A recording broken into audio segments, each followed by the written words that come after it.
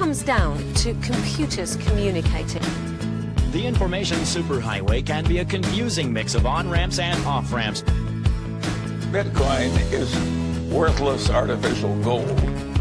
Is it still rat poison? Probably rat poison squared. We need to get into the world of, okay, this is actually foundational technology.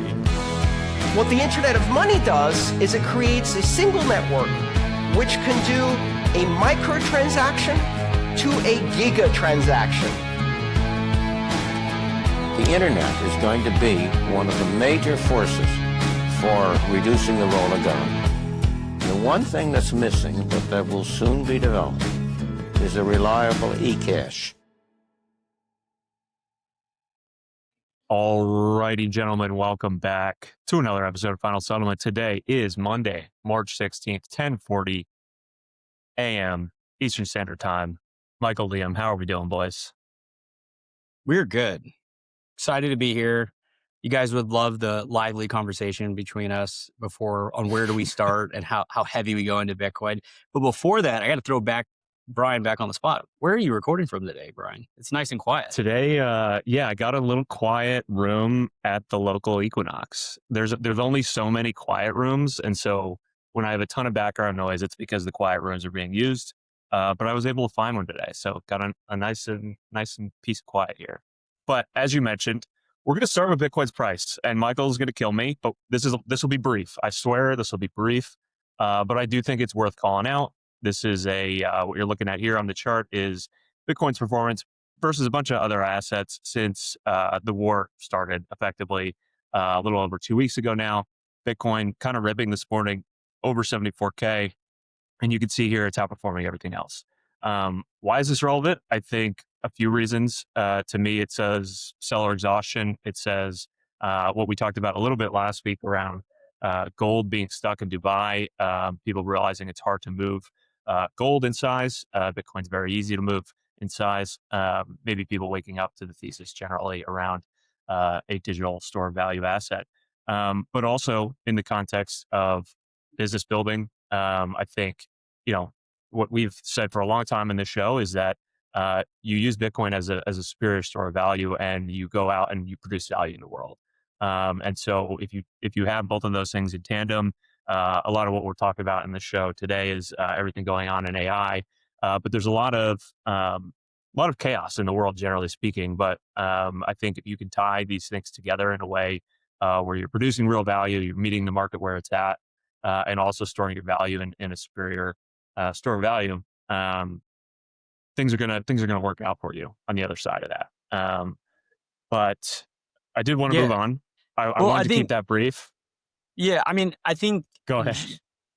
I think the reason where we're having a lively conversation is more related to this show being about capital markets, investments, what matters, where the world's going. But I do like that Brian brought it up. There's two parts. There's one is I hesitate to cherry pick any divergence from gold and Bitcoin. People will start calling that out, but we all know, it's very easy to pick the shorter time frames. What I will say that's super relevant here, and I think underpins everything that we do in this podcast, and I'll just pull it up really quick, was the recent, we had put this out from Onramp, and then I redid the numbers really quickly around what Brian was effectively saying. And whether you're an individual or business, this is the backdrop against everything will be measured and success will look like in the future. And the tweet is $32,400 became a little over $88,000. No trading, no timing, no leverage, $100 a week into Bitcoin since January 2020, independent of COVID crash, bear markets, FTX, everything under the sun. And I think that is where Brian was alluding to or sharing, is because ultimately this is the game, is to accumulate, store your value and time in a better form of money. And whether it's an individual or a business, as more people get that, they're going to outcompete others because they're just going to be holding a harder form of money, independent of any of the timing or who's at war, who's not at war. And that's the thesis of everything we build, what we're building on. 100%. Well tied into that DCA visualization. Because to your point, it's it's not like a one-time thing. Like you just buy Bitcoin once and you're good. It's about a consistent strategy around storing your excess productivity and value in this form of money. But I did want to get to a pretty interesting story from last week that Michael, you had written a long thread about. But Travis Kalanick, former Uber, is launching a new company. Maybe I'll just kick it to you, Michael. I think you've dug into this a bit, but it's in the robotics space, and I think he was in Austin with you last week talking about this. So go for it. Yeah, I mean, I think there's a few things. I think to go right on the Travis deal. I'm not really sure why, but the guy has a special place in our heart. So I think part of it was being in the WeWork era and like SoftBank, and this was call it in just general tech. It's been crazy to see the last 2 decades and just changes from like South by and Austin. If you think and know the history of South by, Twitter, Uber, a lot of these things were launched there.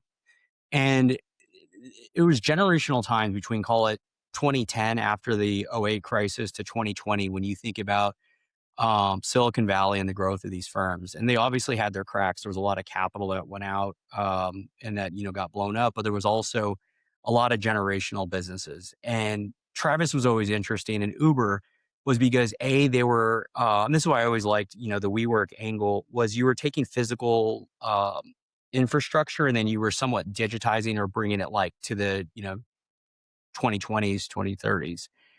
And Uber, he stumbled into this. He talks about it, but ultimately went from like, and I use this example a lot with Uber, with cars or taxis. People think the total addressable market was X, and it was really Y, because once you're able to create efficiency within how do you hail a vehicle, that was an untapped market that the market couldn't understand there was a need for. But then you start to go into logistics and what does it mean to move atoms around.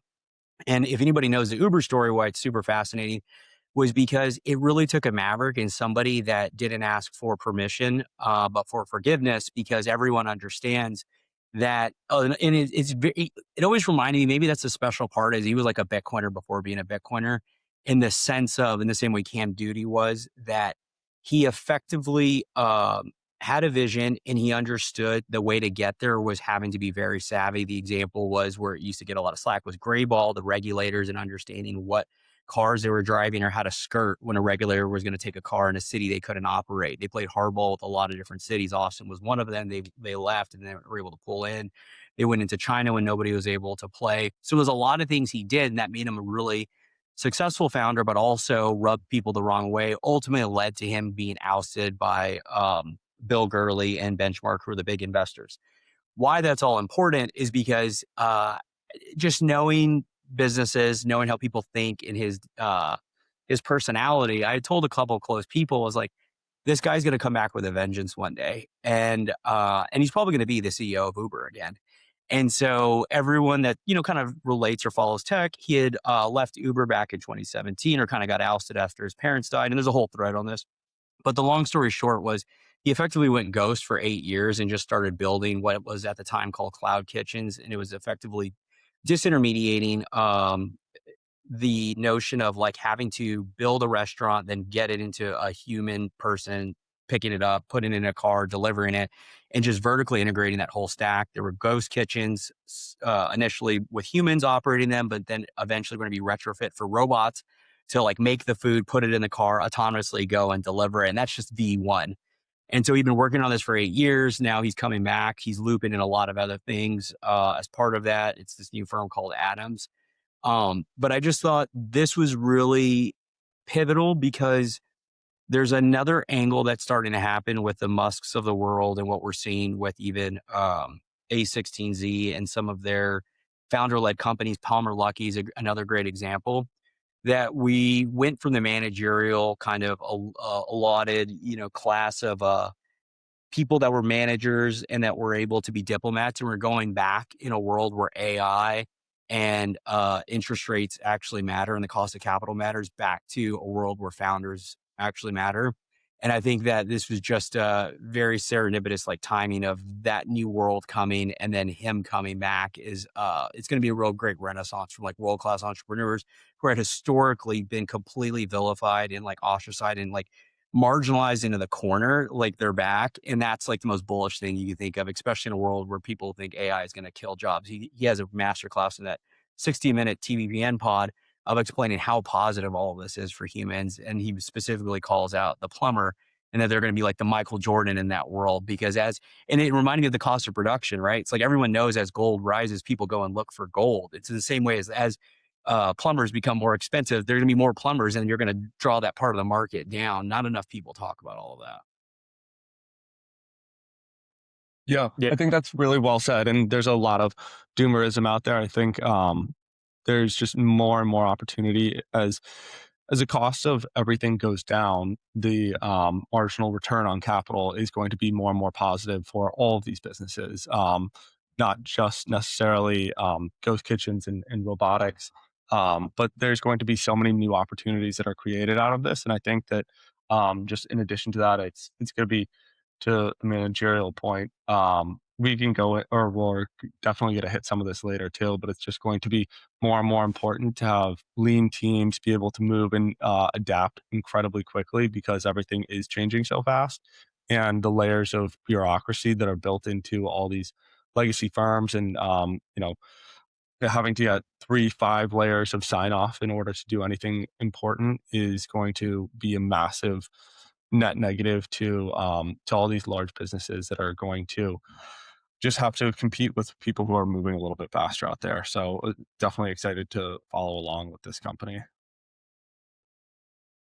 Yeah, it's super interesting. I mean, I guess the question in my mind is like, how far away are the humanoid robots from being able to do the plumbing at a high level? Because that sort of analogy or that example of the plumber being LeBron makes sense to me intuitively, but like, what is the time scale on that? Because ultimately, if we believe all this stuff to be true, like that eventually is replicatable by a robot, is it not? Yeah, but I mean, that's like saying, like, what do we need stable coins because Bitcoin's going to be the layer? It's like in 100 years. Well, that's what I'm asking. What's the timeline? Yeah, I mean, I think if you look at his trajectory and you just think about Uber starting innocently at retrofitting a couple cars, and then you go to opening up the angle. And I think the real great sign of an entrepreneur is just changing their mind in real time, because I think somebody posted where he like has switched from believing that humans would be, like dispensable or like not around or not needed, to now he's understood very deeply what you're asking around. Then like Waymo's another example of like the amount of Waymo cars. Sure, nobody's in the car, but then you actually have to manage them from like a command center. And then what are the other like second and third order jobs? That I think his take, at least to start, is Musk is working on like some of the robotic stuff that still has to get to production and go. He's working on the transport and more of like wheel-based storage. So the things that you would basically the like intermediary period you're asking about before you're going to get to this part where there's a humanoid. And then the other aspect of that is really around, there's really like societal, cultural things that have to take place, even sometimes more before the tech, right? Like Bitcoin's a great example of the tech can operate today and stablecoins can operate today, but how much time are we going to have before like the rest of people adopt it and are willing to park their capital? And then there's going to be different parts of the world, right? It's like the whole notion of the futures here. It's just not evenly distributed in the same way. Like how many people will allow for a robot to come next to their kids or their house versus somebody else? And so I think we just have like a long window of the aperture and everything changing there. Yeah, no, that makes sense. I mean, before it becomes super ubiquitous and replaces all plumbers, there's an interim step where maybe it makes specific plumbing companies a little bit more efficient. But is not like a full scale replacement of all the humans doing plumbing. That kind of makes sense to me. Yeah, there was something on Twitter today about like yesterday in construction where I think it was plumbers or somebody that goes to the deal and whoever's using it is using AI already to either take pictures or transcribe, and then they're already like ordering the stuff. But before we transition, just really quick, a couple things. On this thread, I would encourage anybody that finds any of this interesting to really go listen to the Mark Andreessen, David Cerna podcast. I don't know what they did, if they posted it on A16Z's and David Cerna's or both. But the point being is a lot of these things that we talk about, they're just like cycles of the past. When you look at like semiconductors to the browser, really good anecdotes. And there's really good books on this around the .com and even pre.com that help in just like the mental models. One of the examples they allude to is just like CAA and, where A16Z was modeled after. But why I'm bringing that up is because in the same way that we're going to end up with founder-led companies succeeding, we're going to end up in the same place where it's going to be founder-led VC companies. This was the whole notion of how A16Z came about, is they were operating in this gap, writing seed checks after they made some money in their previous companies. And they found themselves writing the smallest check, but having the most support and help because nobody else was paying attention. Like they didn't understand how to help the founders. And so as we go back into this world, there's even quotes like JP Morgan was like writing checks into, while he was running the bank. I forgot where the main, it was like, Thomas Edison and like everything that he did with, I forgot there's a couple like main businesses. But point being is that's where it's going to come back in this world when you start to realize that we are in uncharted territory. And the reality is the managerial class existed because when nation states and other large conglomerates like Ford and these large companies, you need managers to ultimately do it, but you need the founder first. And then you could potentially need the manager. You can't take the manager and try to like make them into a founder. And so this is just where the market's going to go. And I think it's important to look at that. And then the only other thing to call, or I'll pause there. If there's anything to say, we can transition. I'll figure out the rest of the takeover stuff later to touch on. No, I think that's really well said. I think the important point too is now I feel like every company is almost going to have to be refounded almost once a year or once every few years. It's going to be more and more difficult to just do the status quo and get your recurring cash flow and operate as a status quo just because of how fast everything is shifting. So definitely agree with all that. Yeah, just on that last point, Liam, I didn't put it on the list, but Chamath wrote an X article last night that was talking about terminal value, generally speaking, and being like, well, how do you even forecast future cash flows at this point if like everything is disruptible, if software goes to zero? And it kind of speaks to what you just said of like, you kind of need to refound or re-underwrite the business constantly at this point because it's becoming very, very difficult to actually with any degree of conviction, like forecast future cash flows, which is like how valuation has worked for decades. And if that changes fundamentally, part of what he's pointing out is like, well, it could have like disastrous impacts for the stock market because if like all of equities today are based on these long-term future cash flows, like what does that do? Now, there's an interesting point in there where it's like there's this sort of like self-reinforcing check in the sense that like if that were to happen, then the spend for AI could dry up, which then slows down the disruption, right? So it's like there's kind of a natural check in there in that if that were to happen and there is a massive equity sort of collapse, then that actually slows down the rate at which things are being disrupted and then gives you more of an ability to forecast cash flows. I agree with what you're saying. I think that the outcome I'm not even saying I agree with this. Yeah. I'm just characterizing what the argument he was making is. Yeah. I think that there's just going to be massive dispersion and volatility by single names, and there will be some who can go out and reinvent their business and capture the what was perceived to be existing moats or recurring cash flows of other businesses out there, and there will be others that are too slow to react and adjust their business, and those will go to zero. So I think it's going to be a lot more volatility by single names, but overall, I'm bullish on the general stock market as a whole, just given everything that's going on. Check out earlyriders.com for all the latest in Bitcoin investment research. Now back to the show.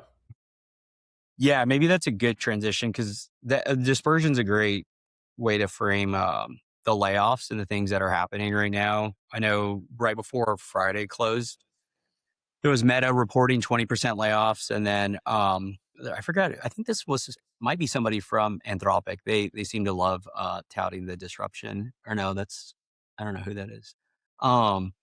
But it was effectively saying 90,000 jobs cut in 2026 already, and we're not even 2 months in. I think what you guys were saying was a very, really, not to cite a bunch of content, but it was a really good segment last week talking about just AI and the job markets. I think there's multiple things happening. One of the good framings are you have different levels of way people frame it, from like Sam saying that this isn't going to change much and like the jobs, and they come out with their own version. And then you have Dario saying like this is going to disrupt everything. And there's a component of strategy there, but there's also a component of naivete in the sense that this is so new. So when you look at like the internet and other revolutionary sectors, like you still trying to grapple with how are people going to manage it and how do you go about it. The other thing that I thought was super fascinating in that concept, in that conversation, and it really ties into the founding of early writers and everything we do, is the notion of the dispersion is happening and two things colliding. There is the incumbents that are trying to wrestle and grapple with how the hell do they manage all of this stuff and their people. And then there is the emergent net new startups that are just native to that. And from somebody that sits on the other side of that, I would take those bets generally 10 out of 10 times, because you ultimately are moving with the wind, and you also are moving from a framework and foundation that requires less entropy, and you're just like swimming in the direction of momentum versus having to reorient. It's not to say that moat, status quo, and things that are already in place, specifically like in healthcare and other things like that, won't, be able to kind of like dig their heels in and establish some kind of like entrench themselves in leadership for a longer than a traditional company will. But I think that is the common thing that's coming up right now. And then it's what is the value being added to these companies, because a lot of the large companies historically don't know how they're going to get the ROI, and they're spending on AI but maybe not returning that capital, versus the net new startup. It's baked into everything they do. It's just like being on a different planet. And I think that is going to be just the battle of the next 10 years. And just speaking with folks close to the block situation, when you look at like, that's how they've been mapping their business for the past, call it 12 to 24 months. That's really where Cash App and that team was running lean and flat. And that's effectively what they're doing. And the beauty, and this is something we should probably write about or talk more about, it's who I was talking about this was referencing, it would take a Bitcoiner leader to do that, right? Because you have to have like not only visibility and foresight to understanding the future, but you also have to have the courage to be able to not only manage your team internally, all the people that got laid off that were friends with it, but also the public markets to be able to deal with it. And that's just getting ahead of where ultimately you're going to eventually have to lay these people off either way. And so I just think it's a very interesting time, and you kind of see different areas of the market looking at it through their own lens versus just like, where is the market going? What are you going to be rewarded for? Well, you mentioned managing the public markets, and I think why a lot of people found the Block story interesting from a couple of weeks ago is because the stock actually jumped on the news of cutting 40% of the workforce. And so I think we are entering, to your point, like this very interesting time where I think you're totally right that basically everything's up for grabs, in the sense that people can rebuild incumbent businesses at 1/10 of the cost with a fraction of the people pretty quickly. And I think the market knows that. And so basically, if you are an incumbent and you do have a pretty large workforce, I think it's basically like, if you don't cut some amount of that bloat, like people are basically assuming, and the market will assume, that you will be outcompeted. So like, if you don't make these cuts, then there will be negative public market perception around your business, because it basically signals that you're complacent and you're just going to wait around to be disrupted by that newer company that's going to move faster for cheaper, more quickly than you. And so I think it's part signaling and it's part real, in the sense that like, I found the Meta one from last week a little bit interesting, in the sense that the way that they positioned it wasn't necessarily solely on like, oh, we're using AI and we're so efficient that we don't need these people. It was more like, we're using AI so much that we have a lot of spending requirements that like we actually can't afford, so we need to cut these people. Now, they also said they're using the tools and being more efficient, but that wasn't like the lead of this headline, at least. So I found that somewhat interesting, but I do think that there's a lot of signaling going on with a lot of what we've already seen and what we're likely to see going forward with a lot of these sort of AI related or AI adjacent layoffs, is like, if you're an incumbent and you have any amount of bloat, you need to send a signal to the market that you're at least using the tools and you're thinking about this in a real way that could protect you from being disrupted, if that makes sense. Yeah. I mean, it reminds me of Bezos and your margin's my opportunity. Like, it was easily forecastable when the market compresses, the money becomes harder. Just doing more with less is the only way to do it. And you're either going to get outcompeted. And that's the thing people just don't recognize is the headcount is a liability, not a badge of honor. And that's what it was for the managerial class for 30 to 50 years. And there's just a rude awakening coming. Sorry, Liam. No, I agree. I think that it's also, while this is layoffs and there are going to be people out there saying, oh, there are going to be no jobs in technology anymore, everything's going to zero. I think that we're firmly on the other side of that. And then in addition, I think that it's going to be really interesting how larger teams really they're going to have to reorient team structures, I think, a number of different times. It's something that Meta used to take, however many engineers, design folks, as well as product managers. Like they can just do that so much smaller. And I think that you're going to see of the large companies who can manage this, the transition well into the new world, just operating as almost a bunch of different pods out there that are trying to act as startups for different products and services out there. And on the other side, we're going to see more and more dispersion between folks with really high agency who are super valuable. I know that Meta was paying $100 million signing bonuses to some of those folks earlier this year too. So, I mean, I think that's just what they're doing. Yeah. I mean, a few other things to call out on this before we transition is there's something that we've been talking about as it relates to the hyperscalers and like utilities, and it's starting to become more increasingly clear. I mean, they're even referring to it. I think Sam Altman was referring to intelligence being like electricity or a faucet where you're just going to be able to turn it on. In the same way, coding will be very similar. And there's not a lot of people saying this, but there's a few things happening right now. One is the dynamic from specifically US and China. And there's no shortage of studies right now out where the US looks very unfavorable or unfriendly to AI versus in China, they're embracing it. And I think that really matters into where you sit in the US. You've seen this in New York where they're becoming increasingly antagonistic around legal and medical, and you can't use it for the things that like most people would need it and democratize. And so I think it's important to look at it through that lens. Also from the angle of if you have these things that historically, like imagine, clean water or just, so from plumbing all the way to just like being able to drink, like what that meant for civilizations that didn't have to live next to a body of water and the flourishing in the same way that if you're able to just turn on intelligence or specifically software for everything that lives around us that needs to be optimized and be more efficient, or people can become engineers, like the level of flourishing, the amount of companies that can be started, that is just an insane amount of innovation and positive outcomes for us as a country. Where that ties into certain states, specifically Texas. I was in Austin. There was a Bitcoin takeover that happens every year around South by. But it was interesting because All In was there. They had Travis talk. David Sachs had his grand opening party that night for his new craft ventures. Travis has been living here for 5 years. You just start to see like, you got to be very careful with where you pick you want to live. It's been like this always, right? When you think about Silicon Valley and economic density, yes, you can start a company anywhere.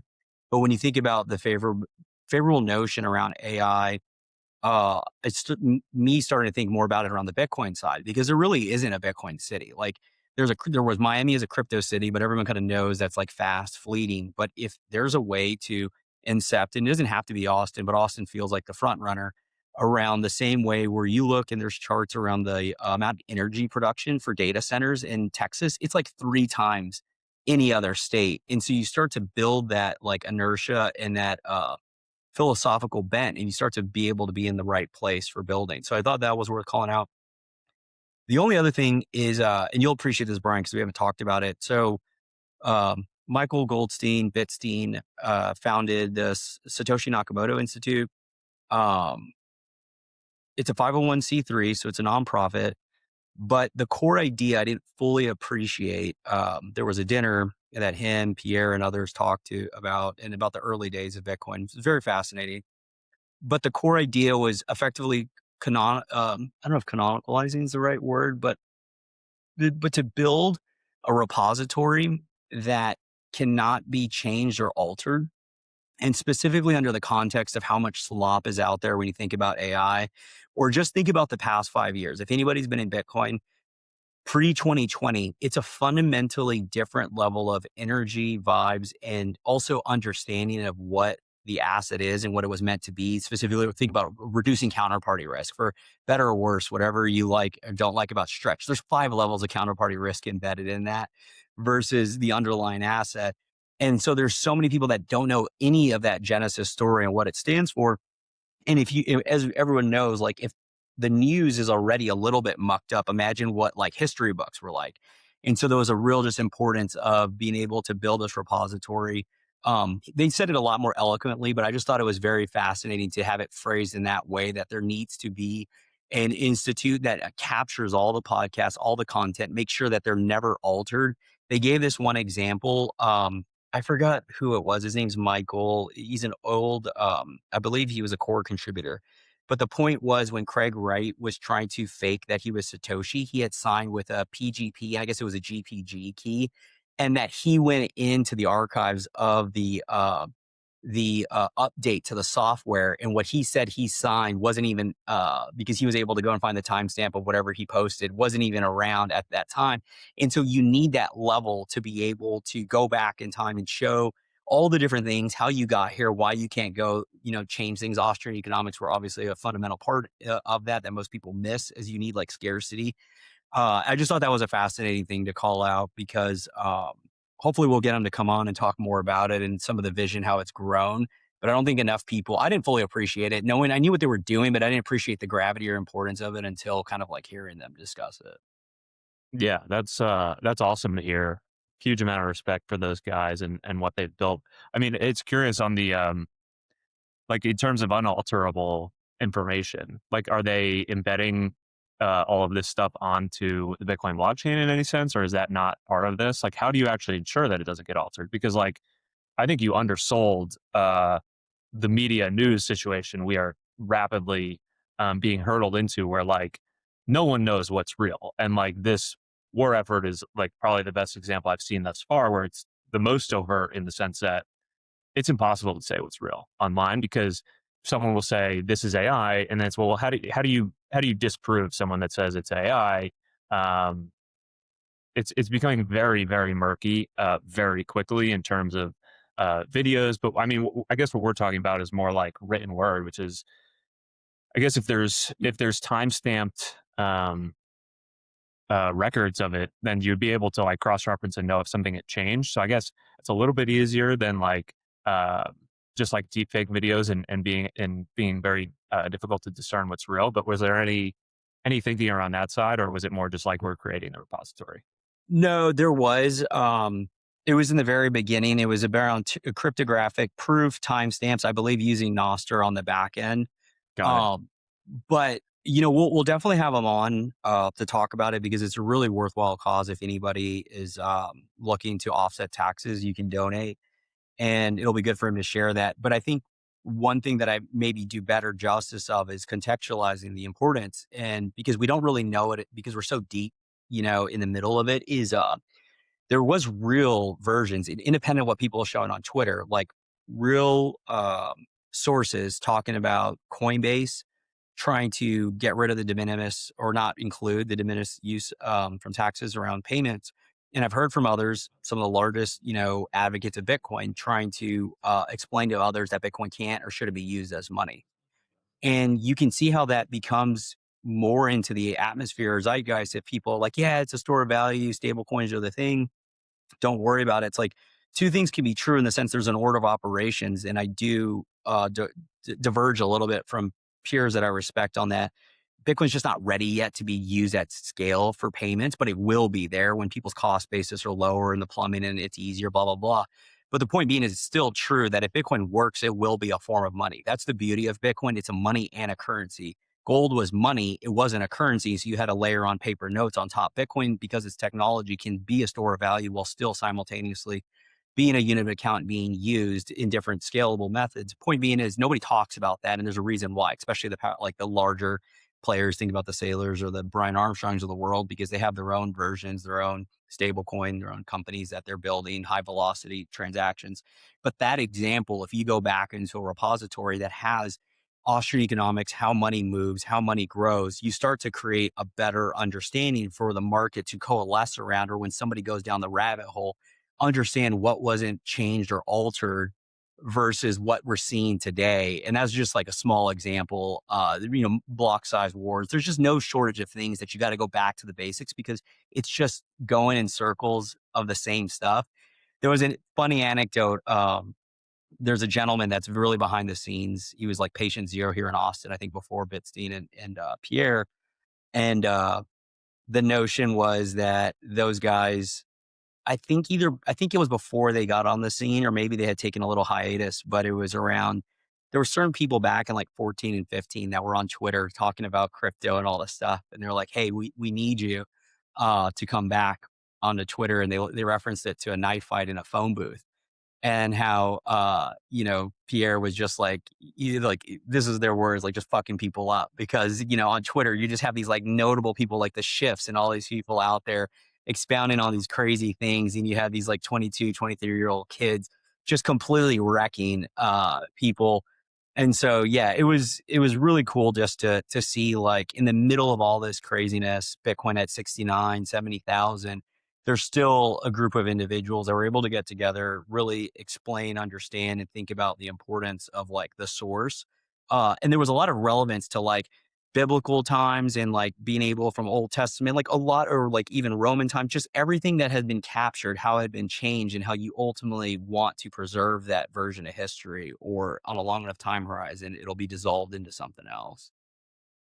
Yeah, well said. They're doing extremely important work. It's funny, just on Pierre, I always get a kick out of someone recently, it was probably 6 months ago, but someone was like, why do you fight with these people on Twitter? Like, why are you wasting your time talking to Peter Schiff? And the replies is like, it's purely love of the game. Like it's love of the game. And so that's, we need those freedom fighters on the front lines of Twitter for the love of the game. Liam, did you have something before we move on?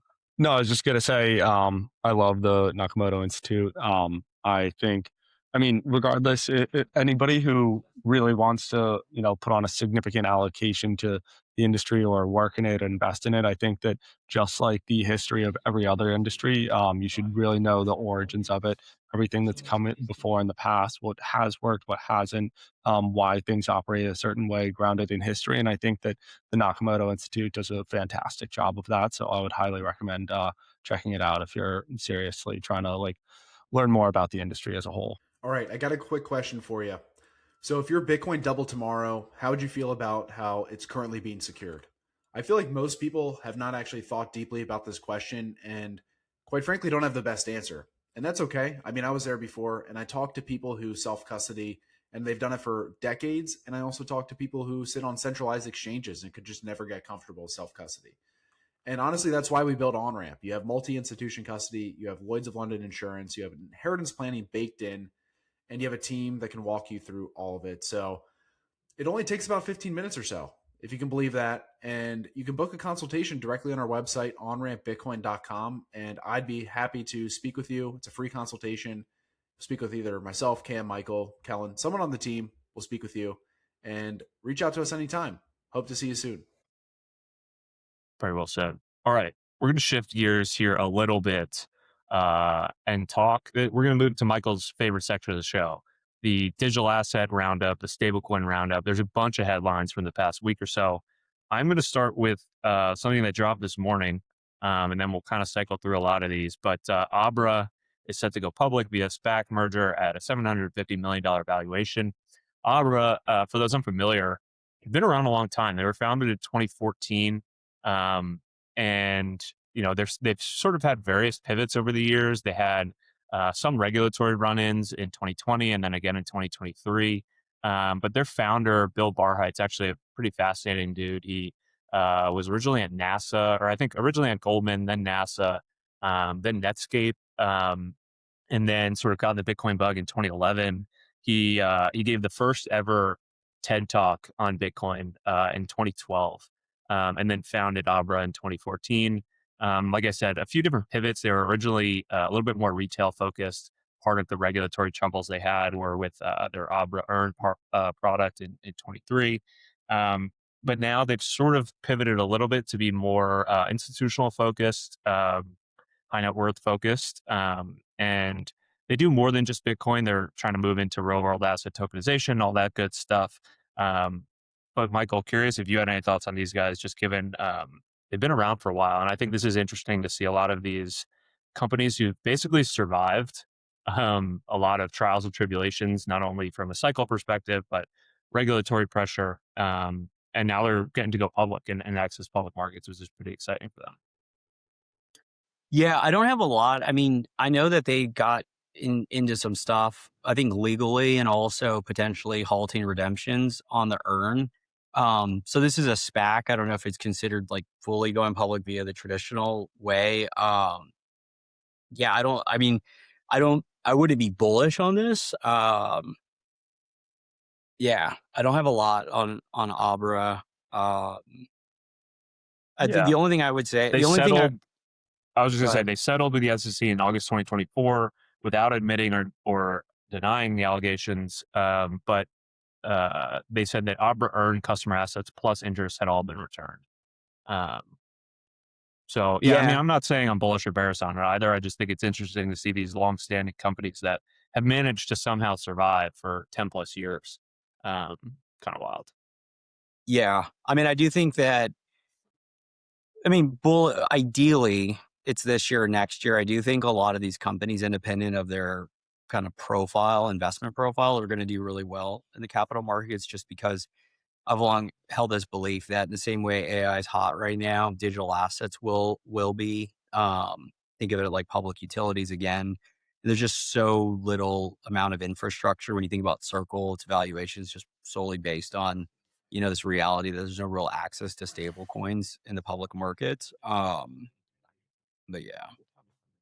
Yeah, completely agreed. And regardless on the individual stocks, I think that, seeing Abra, Gemini, BitGo, a number of these companies that have gone public or are slated to go public in the immediate near term, I think that once Clarity Act gets over the finish line, you're going to see, likely hostile acquisitions of some of these publicly traded companies out there. And think that there is, probably there are just so many legacy financial players out there who would love to get infrastructure that's legitimate around digital assets as a whole. And so think that more of these being in the public markets is definitely going to continue. And just because a lot of the companies around that have been around since 2014 have uncertainty around like what financials really look like, et cetera. So being in the public markets will definitely get some more hostile takeover acquisitions, which will be interesting.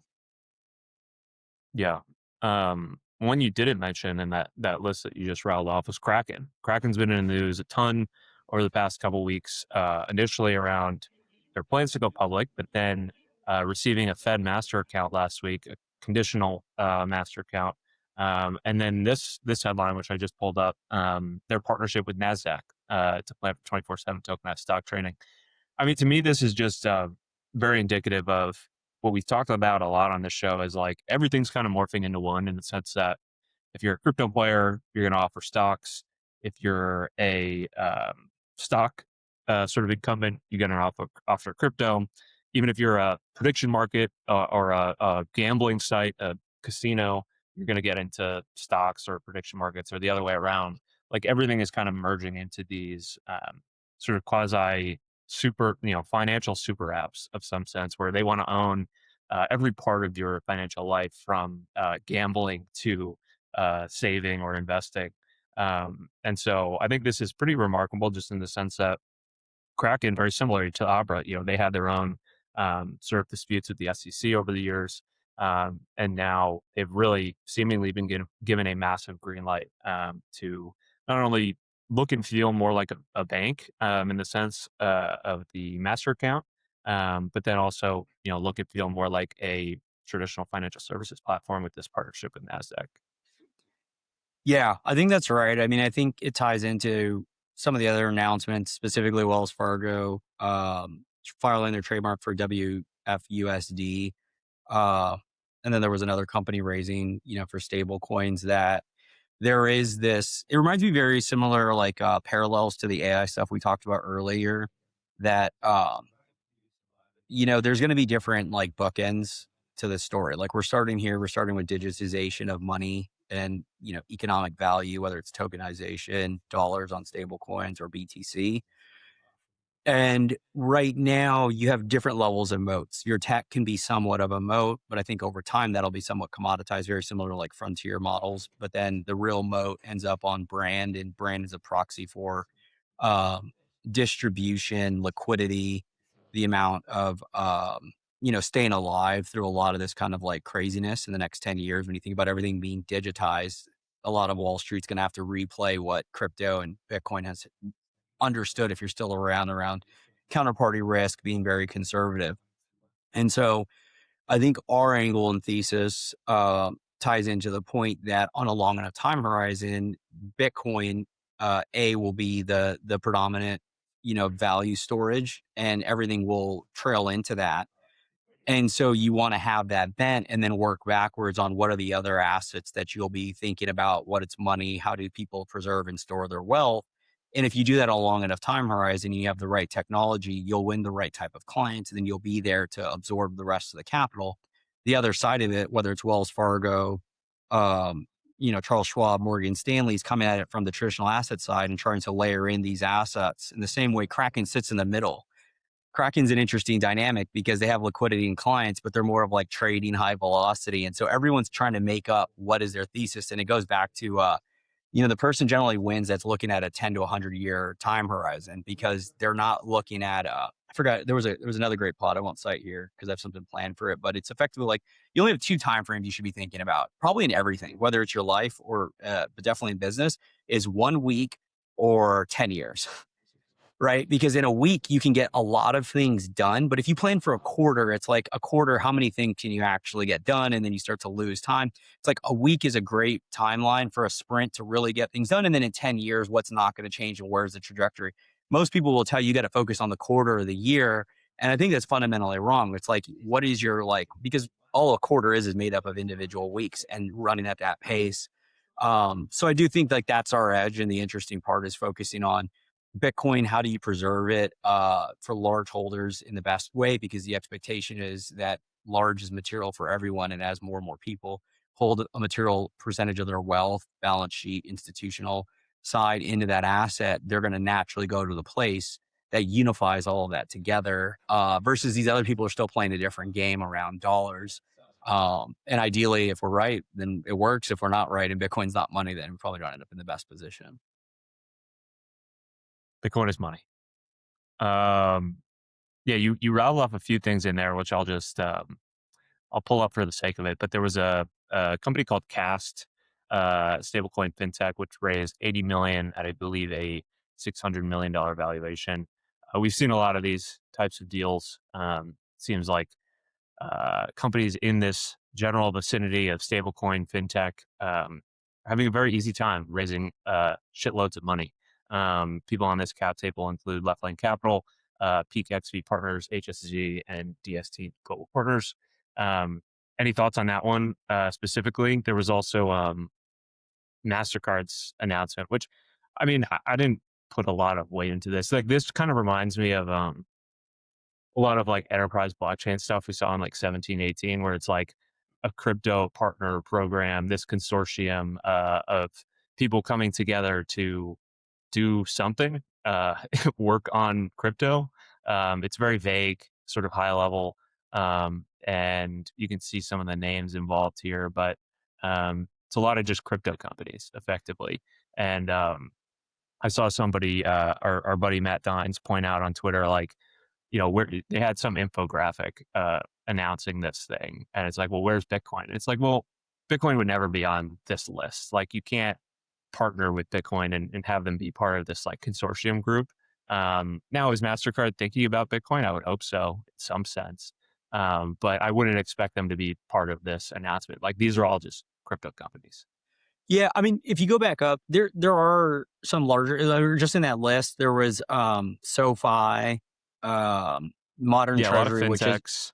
modern treasury. I mean, I wouldn't say this is a nothing burger. The thing that it reminds me of is Tempo and then Libra initially. Like the game is around payments. Is you want to lead bank, Kraken, Fireblocks, Cross River. I think the idea around payments is you need it's the whole Metcalfe's law. Like, what is one payment provider or one stable coin value? But as you connect a second one and a third one and a fourth one, that grows. And this is their version of like kind of building their own network that will adopt whether it's a stable coin that they're going to be announcing or their payment network to rival what Visa is doing. Which is interesting because I don't even know where Tempo, like that was always the understanding with Tempo and Stripe coming out, is that Stripe had been agnostic to the merchants or the card issuers like a Visa or MasterCard. But eventually, if you launch your own payment network, you start to become antagonistic, and it was always going to end up in a way where there will be some friction at a certain point. And that's what this reminds me of, is like they're realizing, okay, this is happening. Now we have to kind of dig in and see who are our partners and how we build our own liquidity profile around payments and cross border. And then the other thing that you hit on was Cast. And I think to your point, yeah, there's no shortage of companies right now. The thing that's widely misunderstood by the market is there's an arbitrage for companies specifically outside the US, because the ability to get a dollar bank account is pretty straightforward in the US. And then maybe you can find a few like SoFi and others to get any kind of nominal interest on your money. But outside of the US, now almost any company, or even in the US, can build a company for people outside the US that give you virtual access to bank accounts, dollars, interest, which historically had not been there. And that goes to the meta point of the new administration and really want to further the dollar. And I don't think most people have woken up to that, because that's going to drastically, in the same way AI is going to like change economic and equity value to these like net new challengers, whether it's the startup or the company like Anthropic, or the new companies. And this is something that I just thought of it. I was thinking about over the weekend. Like I don't own any public equities, but I was like looking at Claude and or Anthropic, and they're going to go public, and looking at their growth, and it's just insane, right? And everyone's going to use it, and the value, blah blah blah. But then I was like, well, what's a higher level ROI? Is everyone building on Claude? Because they will they're like naturally starting off on a lower base, but they're going to get the same benefits of this technology, and they can be in the physical world, they can be in any world, but however they figure out to disrupt a sector and then leverage these new models. And that's really kind of the thesis of what we're building here at Early Riders in investing, is that you're looking at these companies, and they can be in the real world, they can be not in the real world, and like meaning moving atoms, or just like in the physical world moving bit, or the digital world moving bits. But they're like having a level of agency that they're rebuilding from first principles. They're rebuilding with Bitcoin as a hurdle rate. They're rebuilding with AI first. And then they're going to leverage these frontier models that are effectively subsidized. Because I think it came out that like for every, $200 you're spending a month, you're really getting 60,000 in compute. And that is where value will accrue. And that's really our thesis. But the same angle here is the companies that are building these native net new neobanks, these digital banks that anybody can now build, historically that they were only allowed if you had to get a banking charter. That's effectively what people are able to spin up now. And so you're seeing a lot of capital go there. All right, I got another quick one for you. If something happened to you tomorrow, could your family access your Bitcoin? I know it's a heavy topic, but it comes up every single day, and I think it's worth addressing. In fact, I know it's worth addressing, because if you're like me, you think about Bitcoin as a multi-generational pursuit. And quite frankly, if you don't have an inheritance plan, then it may be all for nothing. I know it sounds like potentially an exaggeration, but it's honestly true.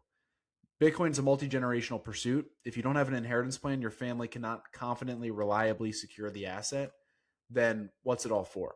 And so I've thought about this a lot. My situation has changed over the past several years, and I no longer just have to think about myself. And so even if you're someone who feels confident managing your own keys, you have to ask the question, are your loved ones, is your spouse, children, whoever it is in your life, can they recover your Bitcoin?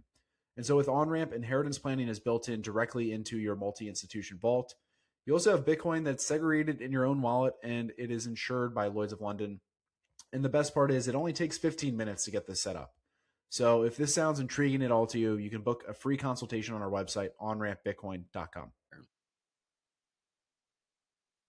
Yeah, related directly to that, something we want to touch on is Palmer Luckey's error war bank. Exactly what you're talking about. It's like, um, let's just rebuild a bank from first principles rooted in stable coins. I don't know how. I mean, I know Palmer Luckey himself is a Bitcoiner, been in Bitcoin a long time, mining in the early days. So it'll be interesting to see how much this venture is focused on Bitcoin in particular, as opposed to just stable coins and other crypto assets. But it seems like it's pretty focused on stable coins in particular. Anything else you wanted to touch on these comments from him?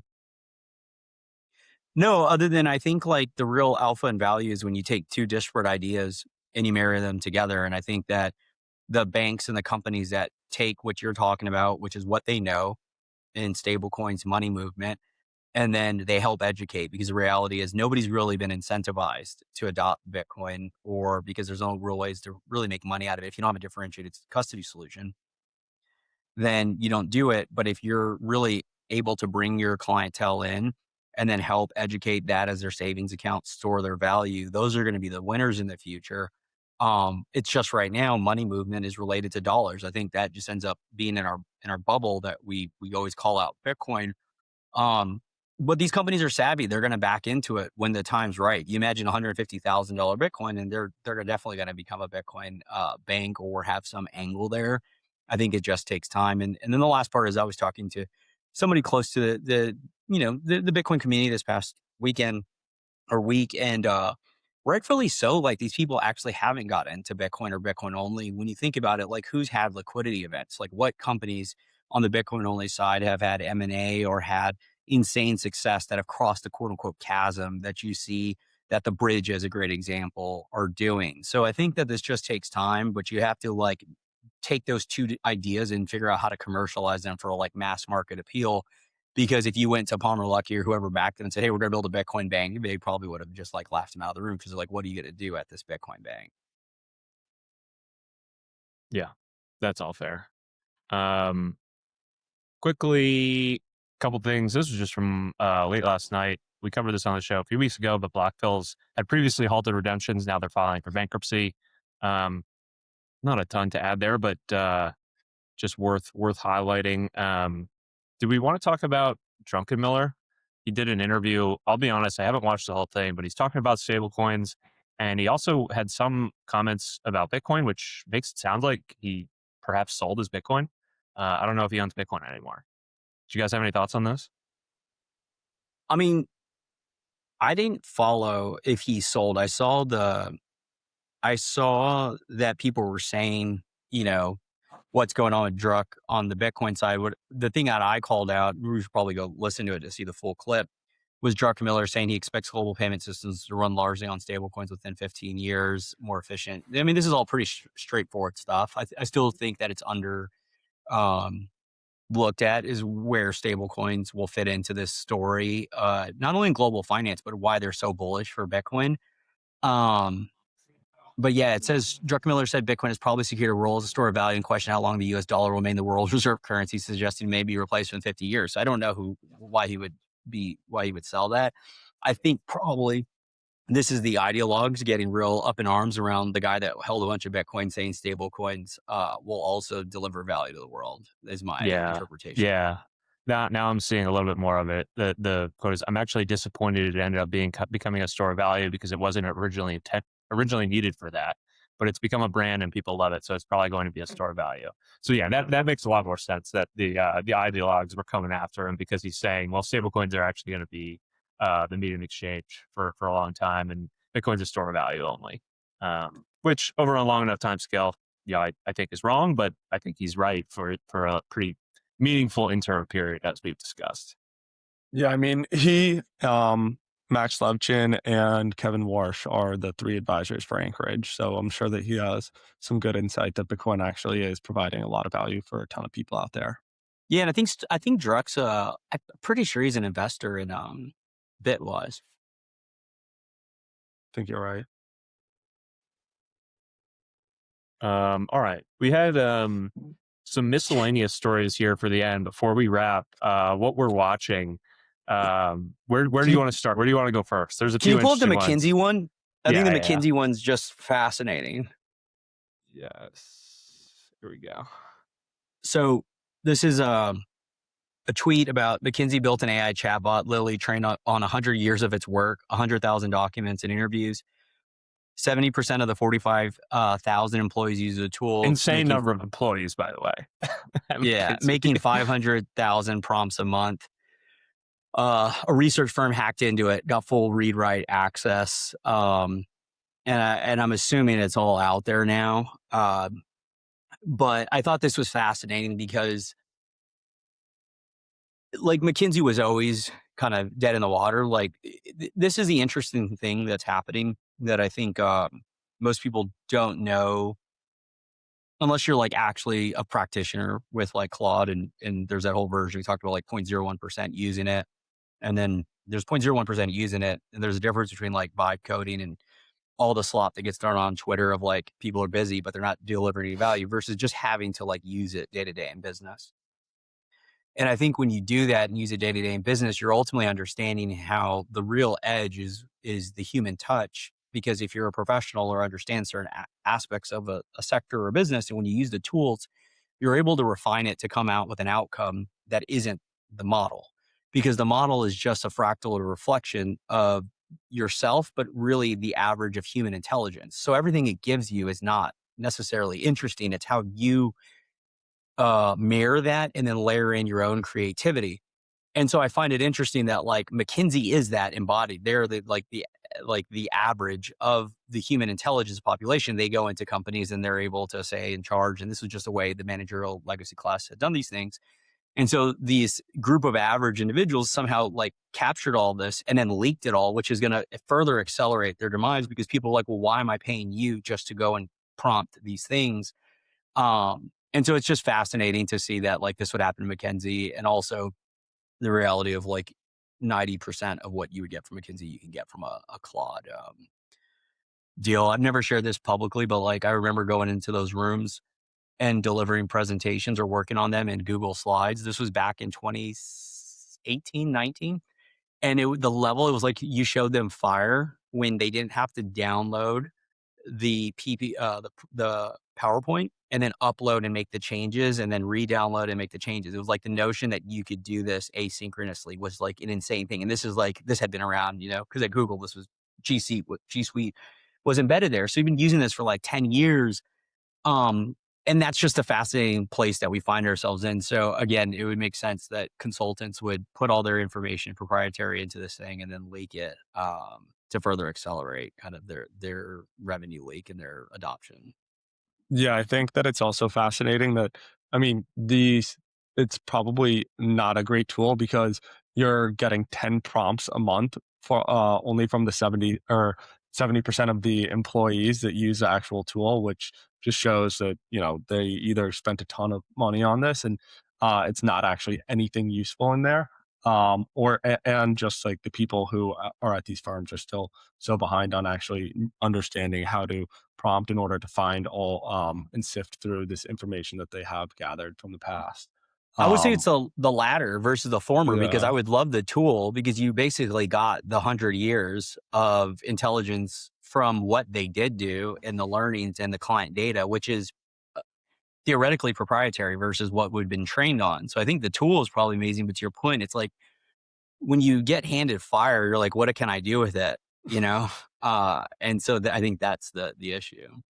Yeah. I mean, I kind of took this in a different way. Like, I think it makes total sense that they had something like this. To me, it's just very funny that it had this massive vulnerability and got hacked. It's like, come on, guys. Like, you should know better, or at least like be a little bit more conservative around like the guardrails that you're putting around this thing, which just kind of shows like it is kind of Wild West stuff with a lot of these agents and LLMs and building these things out in the open. Like, we've seen a ton of headlines around these types of vulnerabilities. Well, one thing before transitioning from this is this reminds me of, there's a lot of noise with like chief Bitcoin officer and like and like that's obviously not needed. You need somebody that understands money and savings, and that's probably an internal person that helps educate the team.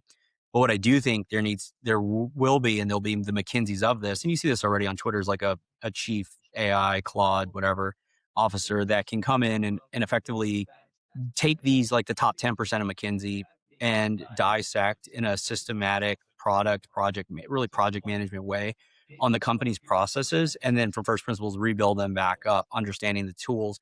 Because that was another fundamental thesis on early writers, is the notion that 5% of information technology is spent, like 5% of Fortune 500 spend is on information technology. So it's not even just tech, it's just anything related to security or anything related to information. They're barely using SaaS tools, let alone AI. And so there was just always this understanding that you can come from the other side and outcompete them.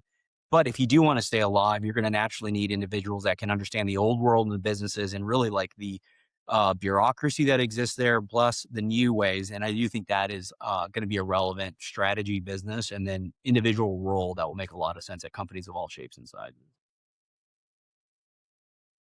Great points.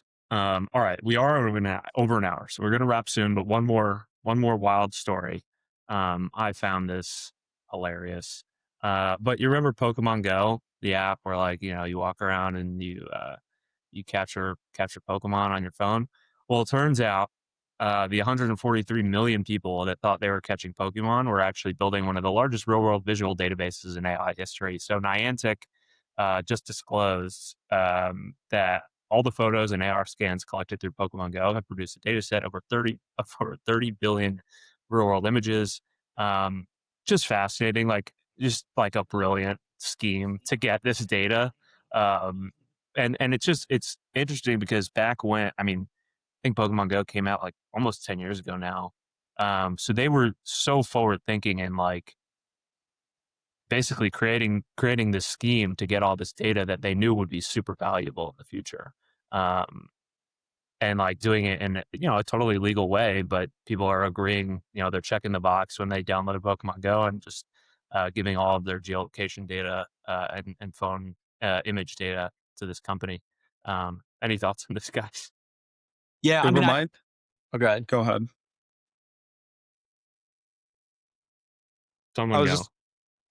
I was just going to say, it reminds me of Elon and everything that's going on at Tesla, of the order of operations of, building a car, using that car in order to generate a ton of information on driving, and how that will help bootstrap self-driving cars and all of that information. And, buying Twitter, creating XAI will allow all of that information in order to, create the humanoid robots in the end. I think that, so similarly, like, we all know what the bookend of Bitcoin is going to be, and how it's going to be global money, etc.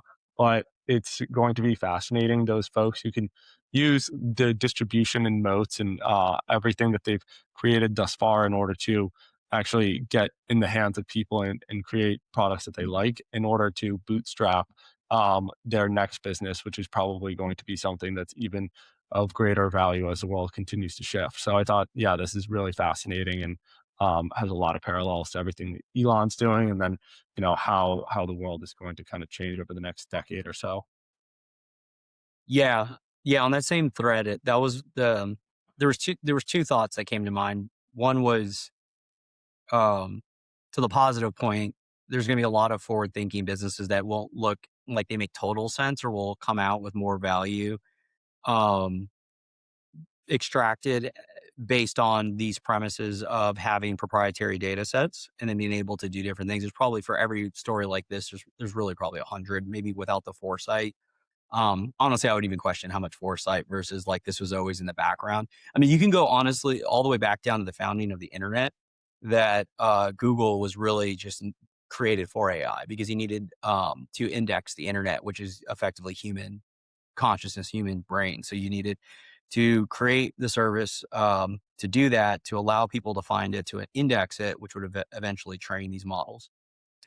But obviously they made a business around there. So there's a lot that you could pay attention to. But the less positive side is just think about everything you're wearing or holding.